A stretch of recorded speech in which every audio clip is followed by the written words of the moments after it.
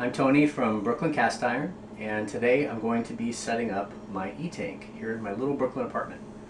So we have lots of cast iron that's going to go through this e-tank.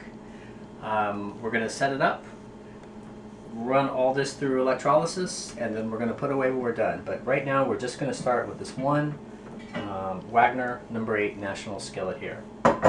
So my equipment is a low voltage power supply.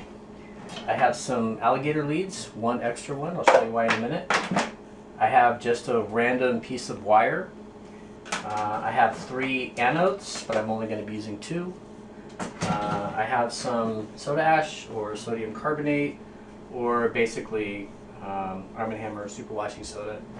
And now I'm just going to put it in there, about a cup. My pieces are pretty clean, so I don't need that much. I just need to make this water capable of conducting current. And now we will fill it up with warm water, and I'll see you guys in a minute. Okay. Okay, so now we're just gonna plug everything in and hook it up. So the power supply is in. So all we're going to do to put the skillet in is just make sure that it's totally submersed. Wait, before we do that, I'm going to hook up an alligator lead to it.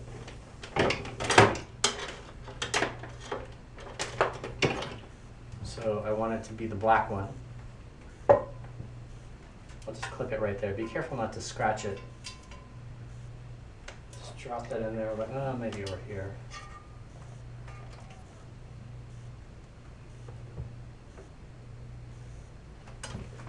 Good, so you can't probably see, but there's actually space on both sides of the trash can for me to put stuff in. So since I have my 2 anodes, I'm going to put this big anode in the back. And if you listen, you hear it hitting the skillet. Just let's make sure that we don't touch the skillet because we don't want the circuit to jump. So I'll put this one in the back and this one in the front. And I will clamp them down. Use plastic clips, not metal clips. Metal conducts current.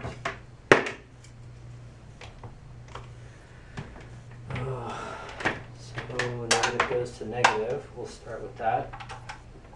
I'm going to run this at about 15 volts. It's set to 3.2 amps, but it'll only run at about 1 amp. Okay, so now I'm going to plug in one anode and jump the other one. So start with this one, and then we'll just run this current around here.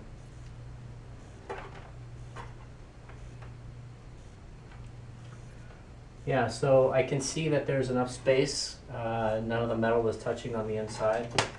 Sometimes if I want to, like if it's leaning and I'm having a hard time, I'll use this little piece of cable and I'll put it through a hole or a handle or something, and I'll kind of use another clamp to stick it to the side of the cable. But anyway, so now we're going to test it. So we're at 15 volts. I'm going to undo this one, so I check the positive current just to this one first. So it looks like 0.5 amps. And then I'll just put this one on. 1.2, yeah, it's about double.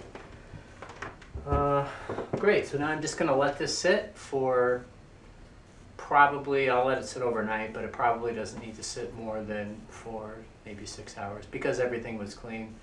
If it was full of carbon, I'd probably let it be for 12 hours or something. But anyway, this will probably be totally rust-free in just a couple of hours.